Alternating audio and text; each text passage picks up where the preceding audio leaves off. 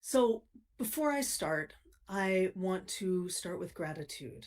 Thank you to Artem, to the translators, to everyone involved in this, and to all of you who are here listening, contributing, learning. It is a communal experience. We learn better in community. We grow more in community.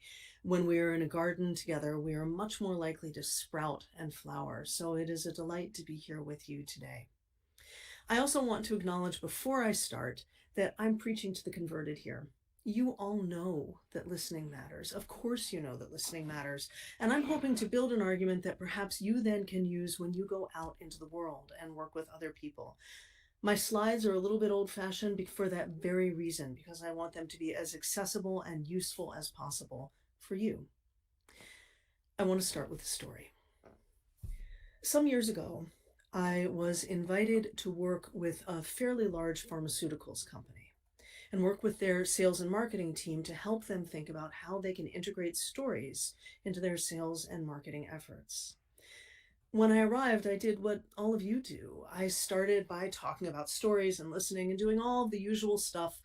And then I did what many of you do as well. I gave them a prompt and broke them into small groups and gave them an opportunity to share a story and be listened to.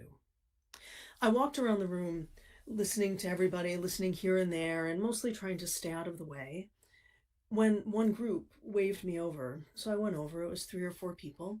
And one of the women in the group looked at me and said, "The only reason I come to work," which was my prompt, "why do you come to work? The only reason I come to work is because I make money. I really don't care about what happens here, but I'm good at what I do. I earn a good living. And so that's why I come here in the morning. And when I leave here at night, I leave it behind. So what do you want me to say? What kind of story do you want me to tell about why I come to work?" She was clearly not very happy with me, with the prompt, or with the whole experience of working on stories.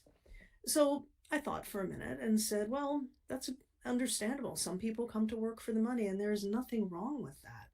So perhaps you might want to share a story about why that money is useful. Who does it help? Who in your family depends on what you do? Her face grew thoughtful, and I went away again. And after a few minutes, I glanced over at that group again, and now she had her face in her hands, and her shoulders were shaking, and everyone was leaning forward with expressions of concern. And I thought, oh, great. I have completely broken this experience. I gave her the wrong prompt. Everything is going wrong. But I went over and I kneeled down next to her and said, "What's going on?" And she looked up, her face streaked with tears, her mascara running, and she said, "I never put it together before. My son, he has a rare genetic illness, and this company makes the medicines that save his life. That's why I come to work." It was a powerful moment for me, and for her, and for the other people in the group. She wouldn't have found that story had she not been well listened to. And I finished up the workshop and went back home, and a few weeks later, after I'd sent an email to the organizers asking how did this go, inviting anyone who had something they needed to talk about to get back in touch with me, I got an email from her manager, who was one of the people who put this event together. And he said that after the event, he noticed that several of his employees were so much more engaged in their work. He didn't know what I did. He didn't know what happened, but he was excited about it and looking forward to listening to their stories. When a leader can listen effectively, or ask the right questions, and accept with great delight the bounty that comes forth from it, leadership can thrive. But leadership can thrive only if it knows how to listen and knows how to use stories. And that's what I'll be talking about. Artem, could you start the slides, please?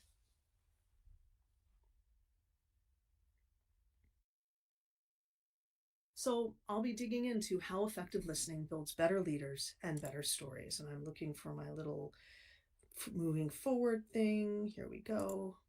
That's not it. I'm so sorry about this delay.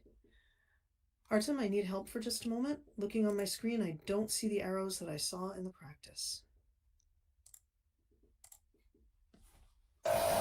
No worries. You can always do that from the keyboard, the left and right keys on the Well, computer. that makes a big difference, doesn't it? Nope, nothing's happening. Could I just ask you to move the slides for me? Yes, of course. Okay, I'm let's do here. it that way. Oh, there it is. It's down at the bottom. I'm so sorry about that. So Artem, I can take care of this. So, how effective listening builds better leaders and stories. So, listening is strictly speaking to give attention to a sound or to an action, and we do this every day. Sometimes we listen well, sometimes we don't, but when we do it well, it can really be a profound shortcut to better relationships. It can also be a shortcut to understanding or misunderstanding if your listening is only intermittent or not very powerful. But there are good reasons for listening to be intermittent because it is evolutionarily dispersed. As we were evolving, we certainly evolved to listen, but we evolved to pay attention to many other things at the same time because we never really knew what threats might be sneaking up behind us. So I might be listening to my husband tell me about his day at work or whatever it may be, but sometimes my attention wanders. I'm sure I'm not the only one. But rather than feel bad about it, I would urge you all, as I urge myself, to remember that we evolved to not listen too hard for too long to any one thing because it is safer that way. So, what that means when you're striving to become a better listener is you are actually actively fighting against hundreds of thousands and millions of years of evolution. So, survival requires shortcuts. So, as our brains evolved listening, our brains evolved to become thrifty with how we listen. So, we listen in a predictive fashion. Often we know if someone speaks in a particular way, well, she's just going to go into that other story that I've heard a zillion times. So we tune out a little bit because we think that we can predict what someone is going to say. We also tend to problem solve a lot, which is normal and natural for our brains to do. But as we problem solve around whatever someone's speaking about, or what we're going to make for dinner, or how we're going to manage our next meeting, we're not paying attention well. We multitask often when we're listening. And again, this is favored by evolution. If we multitask, we're much more likely to stay alive in threatening situations. But it means that deep listening, profound listening, can be hard to do. So in everyday situations, we listen to respond. We listen to compare. Someone's talking about their vacation. We think about how our vacation was better or worse. We listen to exceed. Oh, she thinks she's smart. Well, I'll show her I'm smarter still. We listen to problem solve, or we just fail to listen entirely. That's how most of us listen most of the time. And again, this is normal. This is human. This is what everyday listening is. So this is also whoops, excuse me, I'm so sorry about that. This is also impacted by cultural norms. So in some cultures, it's normal to interrupt. In some cultures, it's normal to listen more to one kind of person than to another person. These norms impact how we listen. And we also, many of us, live in cultures with listening deficits. Because we are evolutionarily predisposed to multitask, to look elsewhere, our culture throws so much at us. Is my phone doing something? Maybe my dog is barking. Was that the doorbell? I think I need to remember, put something else down on my to-do list. We have a listening deficit. And that's how most of us function most of the time. What's more, we listen to interrupt, to ask questions, and to criticize. And when we do that, whoever's speaking can lose focus on what they're talking about. Their internal critics are further empowered. We can use those questions and criticism as weapons or to undermine the speaker. And when we do that, what the person is saying suddenly disappears. It becomes about what the questioner wants to know. This is everyday listening. It is not conducive to building better relationships necessarily, or to bring out deeper stories. Deep listening is a tool that we can use to learn to listen differently and to listen in ways that facilitates story, facilitates relationship, facilitates empathy. So what is deep listening? It's when you listen in a non-judgmental way. You're not thinking about what someone is doing right or wrong. It's when you listen without interrupting and you hold space even in the pauses. So if you're deep listening to someone, if they pause, you wait so they have an opportunity to think about what they're saying, to listen to themselves, and then to continue their train of thought or their story. Deep listening is highly attentive. Now, it's responsive because you might smile, you might go, oh, you might laugh where it's appropriate. But what you don't do is say, oh my goodness, your story reminds me so much of, or really? That's what they did? You don't interrupt with words. You simply hold that space open so the speaker can dream into the moment, can think into the moment. Deep listening is often a defined experience. If you were to do deep listening with everyone in your life all of the time, I can promise that they would think there was something wrong with you. If you were to listen to your spouse when you came home without interrupting, without asking questions, they'd begin to worry, or they might get uncomfortable because most of us aren't accustomed to being listened to that way. So I would urge you to make deep listening a defined experience, and I'll talk about this more as I move through. It is not everyday listening. Everyday listening is what we all do. It's when our minds wander. It's when we give ourselves permission to drift off in other directions. It's when we listen in the way that we evolved to. Deep listening requires us to violate our evolutionary mandate. I learned about the power of deep listening from a man named Brother Blue, who was my storytelling mentor. Blue listened with such attention and delight that the people he listened to could not help but tell better stories and to feel safer in their environment. As I moved from being a performing storyteller to doing organizational storytelling, I brought that deep listening spirit with me. My first organizational storytelling gig was with NASA. I really lucked out.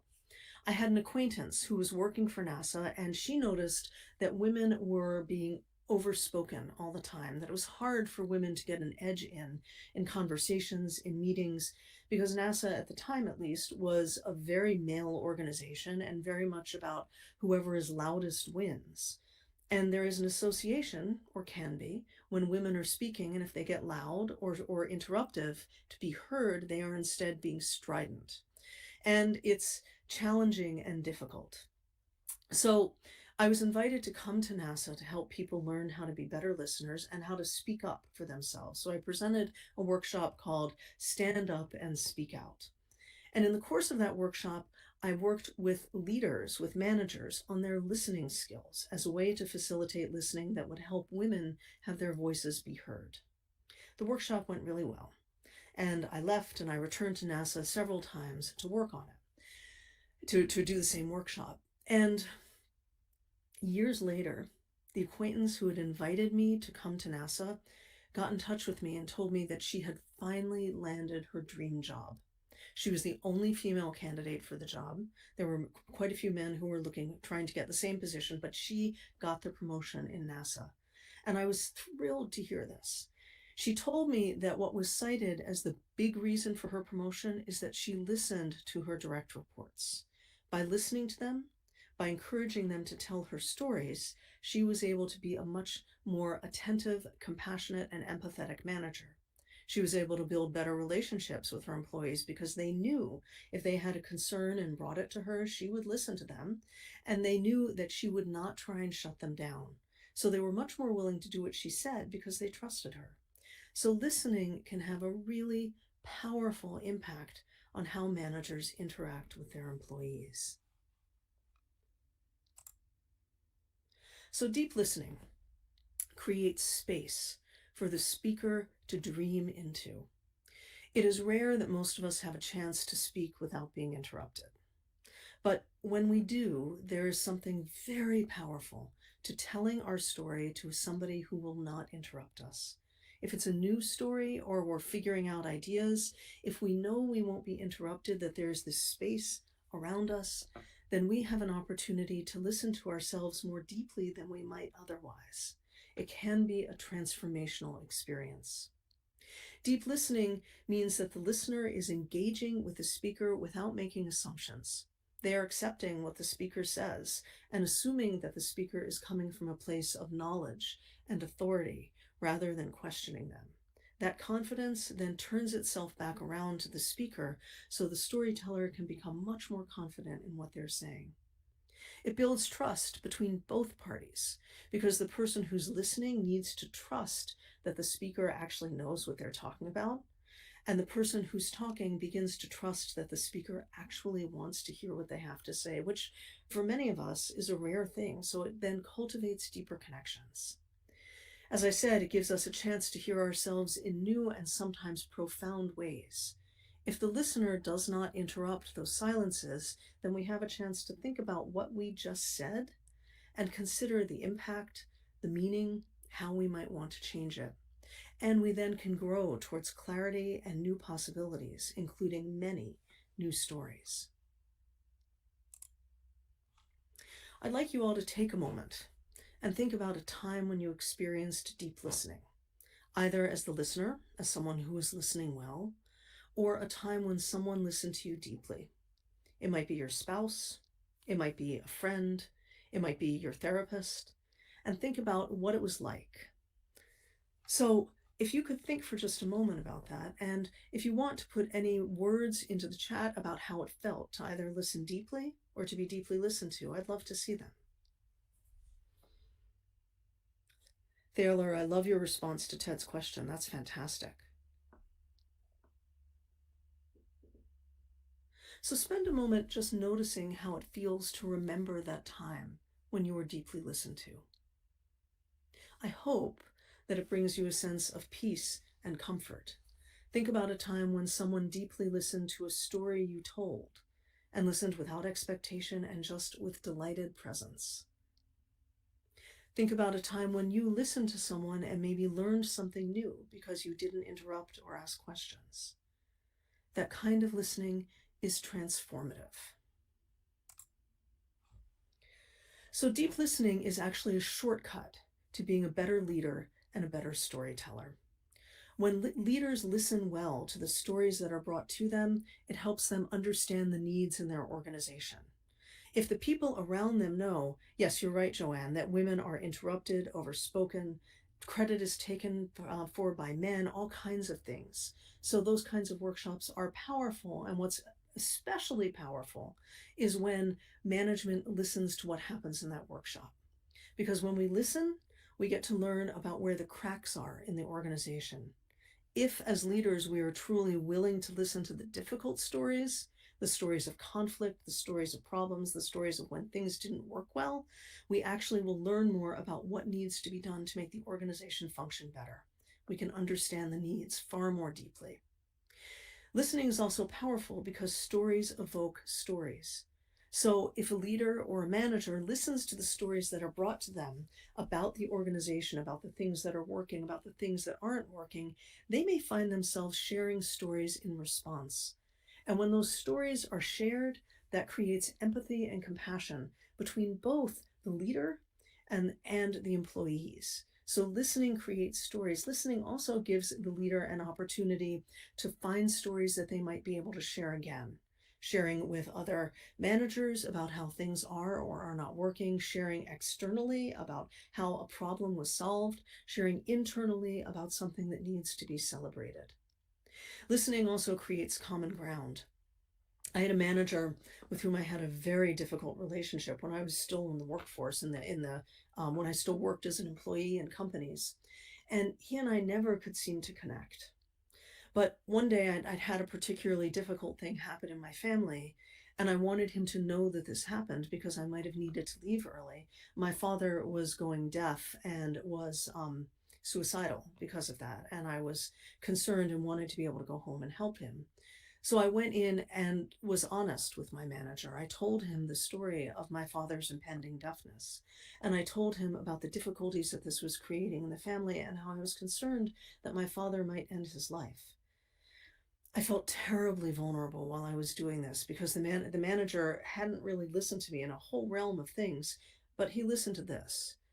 And when I was done, he paused for a moment and then told me the story about his aunt, who was in terrible health, and how she committed suicide, and how he had wished that he had been able to help her, to listen to her, to pay more attention when she was in need. And so he told me to go home. I did, and from that time on, he and I had a much better relationship because we saw each other as human beings. We saw each other with common ground between us that hadn't existed before. And he became much more willing to listen to me afterwards. His leadership in that moment of setting aside his preconceived notions about who I was really powerful for us both. And after that, I found that I was loyal to him in ways that I had not been before. So when he listened to me, I felt seen. When he shared a story back with me, not only did I feel seen, but I felt heard, and our relationship did nothing but improve after that. When people are listened to deeply, really powerful things happen. They often become more creative in their thinking because they know that they won't be shut down immediately. They are empowered to share more stories because they know that it is safe for them to do so. The relationships are deepened, they understand others, and leadership understands them as well. These emotional bonds and empathy that I just spoke about are created, and they are much more likely to share future stories. It also is deeply rewarding for the leader themselves to listen to these stories and perhaps even to be listened to themselves. It creates a much more even playing field for everyone. So, what I invite you to do is to both learn how to and to teach others to listen like a storyteller. What this means is being intentional about deep listening. You could even do things like invite people invite, pardon me, let me start that sentence again. You could even do something like find a listening buddy where you practice deep listening together. You each have a timer set for 5 minutes, and for your 5 minutes, you share a story, sometimes in response to a prompt or in response to something else. When your 5 minutes are done, your listener tells you something they liked, and then you listen to them for 5 minutes. So you get to build up those listening muscles. It takes practice. And it may be that you're fighting a cultural context as well, because it may be seen that listening without interrupting is a sign of not being responsive. You're overriding evolution to do this, but if you practice it as a defined experience, you will find it starts becoming a more reflexive experience. You can also teach others how to listen more deeply by doing exactly the same thing. If someone with whom you are coaching or consulting is having trouble listening, invite them to listen to you for 3 minutes without interrupting, and have them notice what happens and how that feels. This is how storytellers listen. When someone is sharing a story, if they're effective at it, if they're in a position where they can watch the audience engage a response. So, for example, if you're in a Zoom call and you can see everyone on that call, you are listening like a storyteller by watching for the response. When you're telling a story in a live setting, when we are eventually able to do that again, which will happen, you can listen for the way your audience shifts or moves or laughs or sighs. You then change the story to suit them. You are listening like a storyteller because the listening is informing what you do next. So when you're trying to listen like a storyteller, be present. Be present with the person who's speaking and just be grateful that you are there. Be authentic in your responses. If they say something funny, you laugh. If they say something poignant, you sigh. Your body language should be open and accepting. Keep your attention trained on them. And this works on Zoom calls as well. If you do this and look away, they'll know you're not paying attention. If you sigh and look bored, it's the same thing. Be mindful of your body language. Accept whatever it is they say. And as you accept it, trust that they know what they're talking about. And even if they say something that's challenging to you, set aside your immediate emotional response and let that challenge rest. You can always talk about it later, but in the moment, stay present. Practice it because it is hard to do. Minimize the distraction that you have around you. Turn your phone off or put it on airplane mode if you can. Using a timer really helps when you're learning how to do this kind of listening, because if you have to listen indefinitely, anyone's mind will wander. I asked my therapist once if she ever found her mind wandering, and she laughed and said, "Oh, it happens all the time." So it can be tiring. Start with small increments. Give yourself permission to listen for 3 minutes, and then let the other person listen to you. And when it's done, if you find yourself a little fatigued, that's okay. It's because your brain is working so hard to keep your attention focused. Remember, you're fighting evolution, so that kind of listening can be fatiguing. Things can come up while you're listening. Someone might start to cry, they might start to laugh oddly. These are all uncomfortable. But what that means is your listening is powerful and effective because they feel safe enough to have what is for them an authentic moment with whatever story they're telling. It can be uncomfortable, but I'm certain you have weathered things that are far more uncomfortable, and you can keep going. Your job, if they start to weep, is not to comfort them, but just to be present. If you say, oh, no, no, no, it's okay, don't cry, you're telling them it's not safe to cry. So just be present with them while they experience whatever it is they are experiencing. So, how does deep listening lead to better leadership? Well, it does so because it deepens relationships. You'll develop, your people will know that they can trust you. They'll know that you actually see them as who they are. They will feel greater loyalty for you. They will be much more likely to follow you into the fire if they know that you will listen to them and you are trustworthy. Your workplace may even become more efficient because people have the opportunity to talk about what needs to be fixed. It may become more efficient because they have the opportunity to vent when they need to vent and know that it won't result in them being fired or disciplined. And it means that you will have a greater understanding of how the mission and vision is being carried out in the workplace. Plus, you'll have opportunities to share stories that you hear of how the mission and vision have changed people's lives, whether it's people who work there or people externally. It leads to better stories because you'll have more empathy, and storytelling, as you know, is all about growing empathy. You'll have more relevant stories because you'll gather them as you're listening. And it means you'll be more able to change what you do on the fly because you're listening to the responses of the people around you. So if you notice that it isn't working, you can do something else. It helps you make your stories more meaningful because you'll have a greater body of stories that can be more relevant to the audience in front of you. And you're listening to the audience and to their needs. It means you'll understand your stories more fully because you'll see the response and it will help you know your audience. And Mary Alice comments that listening is powerful because we can listen a better story out of people. When you listen deeply, absolutely, Mary Alice, when you listen deeply, they will tell their story more effectively, more efficiently, and more beautifully, more meaningfully. It's an incredible thing to witness. And you're right, Mary Alice, listening is a superpower. I love that. So think back to that time when you experienced deep listening. Think of it in the context of all of this about how listening is powerful. And knowing that, how will you listen deeply again? Who can you help learn to be a better listener? And what might you do differently next time you're called to listen? Artem, could you stop the slides, please? I can do that. Oh, there we go. So I want to close with one more story about listening. And this is not a story about listening in an organizational context. Some years ago, I went with my first husband to California. He wanted to show me all the places where he lived when he was there, and we went down to Santa Cruz to walk on the beach there. It is stunningly beautiful, and there's a long stone walkway, a natural stone walkway that leads out into the ocean. We walked out there to the edge and we watched the sunset, and it was so beautiful. We were surrounded by people around us watching the sunset, and we all sighed at the same time as the sun finally sank deep into the water and the sky was an amazing, rich, ripe nectarine red. We turned to walk back, and there was a woman sitting there, maybe 20 or 30 feet back. I'd noticed her when we walked up.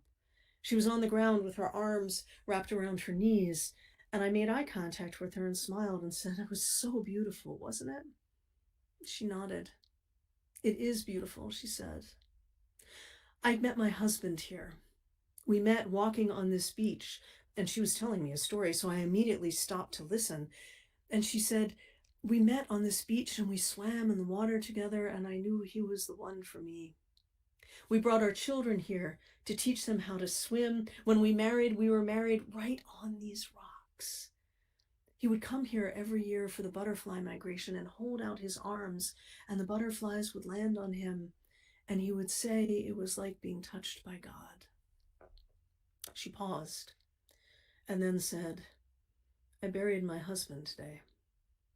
I came here because I want to remember him like that, with his arms outspread, the smile on his face, the butterfly wings opening and closing. I don't want to remember him there in the hospital with the tubes and the wires and that long final beep. She began to cry. I knelt down next to her and I held her as she wept. And when she was finally done, we looked at her kind of awkwardly, the way you might when you've just held a stranger crying in your arms. And she looked away, so I thought she wanted me to leave. I stood up, and I didn't want to just walk away, so I thanked her for sharing him with me, and then I gave her my business card. If you need to talk again, I said, please just call me. And my husband and I walked away, back to our car and back to the rest of our lives. A few months later, I got an email. I didn't know who it was from, but as I read it, I knew it was from that woman on the beach. And in her email, she wrote, "Had you not stopped to listen to me, I would have died. Thank you. I go back to the beach every day, and I can remember him more and more easily as he was, and I feel so deeply connected. Thank you again." Listening changes lives. When we listen to each other's stories, the world shifts a little, and we grow closer, and the world we want becomes more possible. So that's what I have to say. I see Carol wrote, "Do I mean practicing will strengthen your ability to listen?" Absolutely. If you practice deep listening, you will become better at it. It's very hard to do initially because evolution is fighting you every step of the way. Um, Carol wrote, you often have to listen to multiple stories and you're expected to respond, and it's exhausting. It is exhausting. When you listen deeply and practice listening deeply, it becomes easier, it becomes less exhausting. So you ask how do leaders manage to protect yourselves? Part of it is by practicing. Part of it is sometimes by setting boundaries. If there's someone who always comes in and is at you all the time, talking all the time, it may be that you need to start setting boundaries with them and say, I have 5 minutes to listen to you, and listen to them for that amount of time. As a leader, part of your job is not just to be a good listener, but to model what it means to take care of yourself.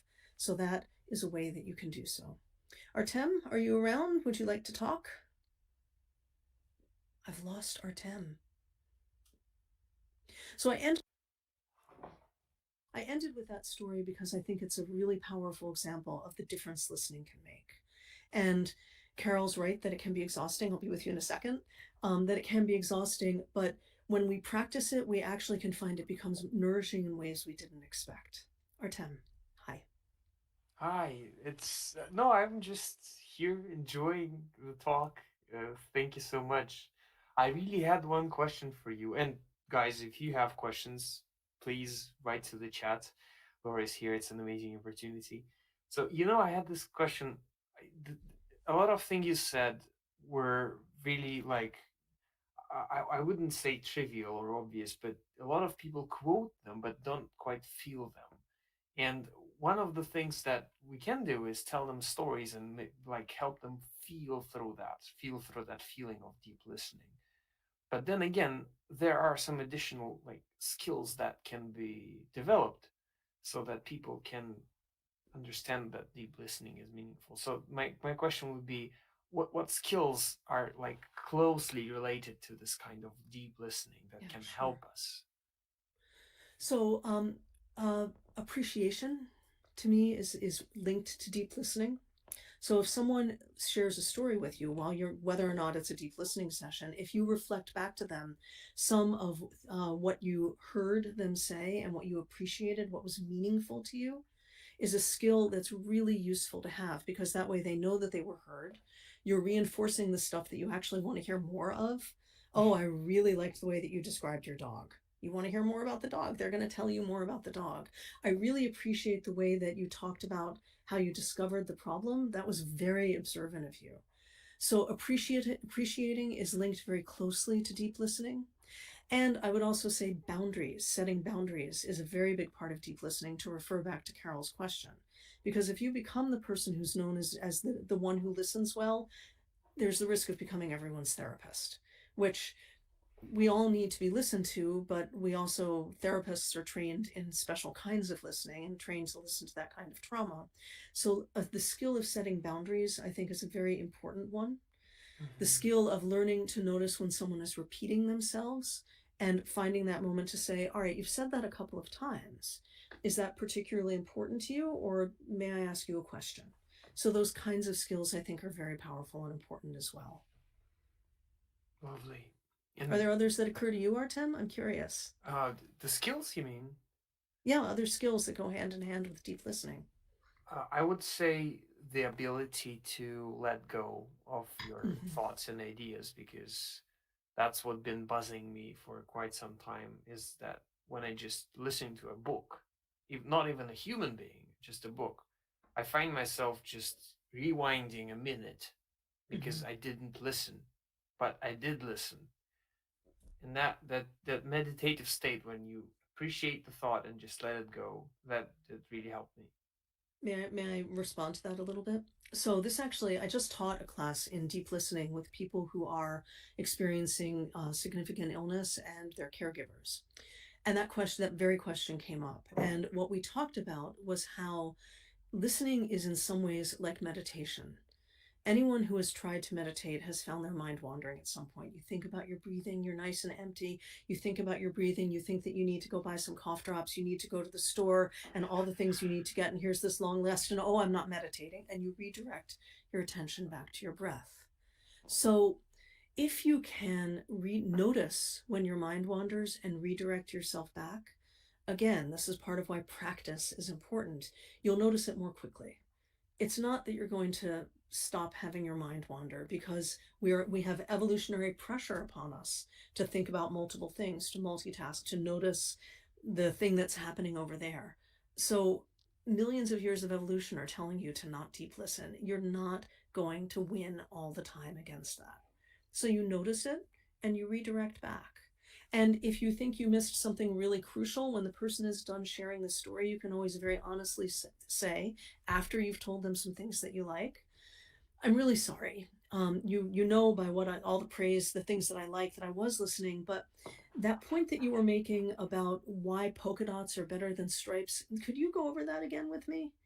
So you can just present it that way, and most people will be okay with it. Mary Lovely. Alice, I see your question that listening to great challenge or crisis or trauma requires emotional resilience. What suggestions would I have to build on that? That is a great question. When one is listening to stories of trauma or crisis or challenge, it can be really hard because it may very well trigger some of your own trauma. It may be that you just don't have the energy to maintain it for very long. So there are a couple of things that I would suggest for building up resilience, for building the ability to listen to that for longer. One would be, I know I'm harping on it, practice. If you practice listening well before that moment of crisis, it will be easier in the moment of crisis. Some years ago, as you may recall, there was a monastery, a Buddhist monastery, and I'm embarrassed to admit I don't remember which country it was in, where a former monk came and killed a number of the monks there. And in an interview, the head monk was asked, "How can you be so calm about this? How can you accept what's happened? And how can you just clean up and keep going on and keep rebuilding the monastery? Aren't you upset?" And his response was, "This is why we practice." And that is why we practice listening. So when those hard moments come up, you are able to remain present to the best of your ability.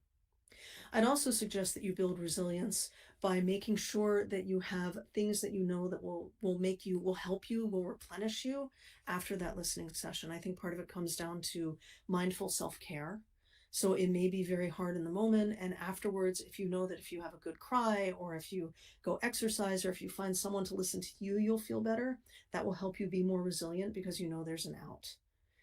There are other things I could say, but I wanted to make sure that we cover as much as we can.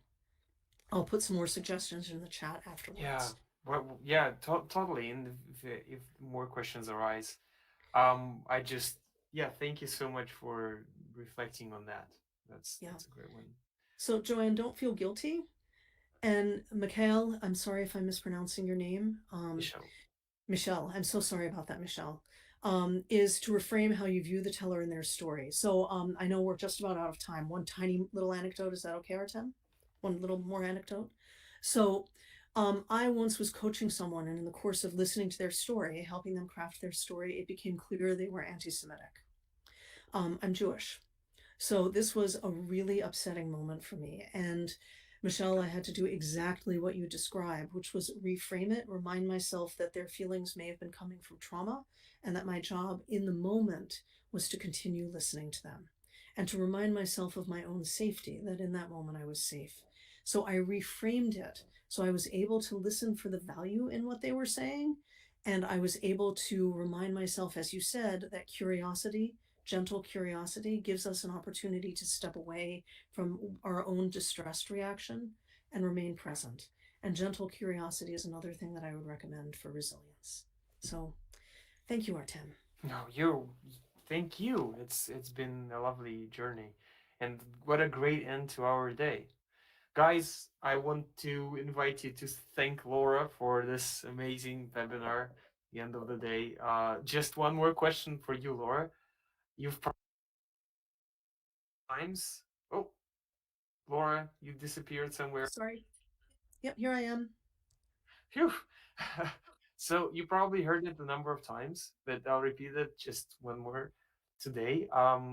Let's imagine the story came to being, and she was about to teach the leaders one thing, but one thing only. That one thing would be The one thing I would teach a group of leaders, story, story. I have to say, it would probably be to listen with compassion. With compassion. Whoop, I cannot hear you. Yeah, there you go. Yeah, I'm just reflecting on the answers I get because they're quite close, but not they're identical. There's value in each of them. Thank you so much. Thank you so much. Loved your performance and loved that you were here with us. Thank you.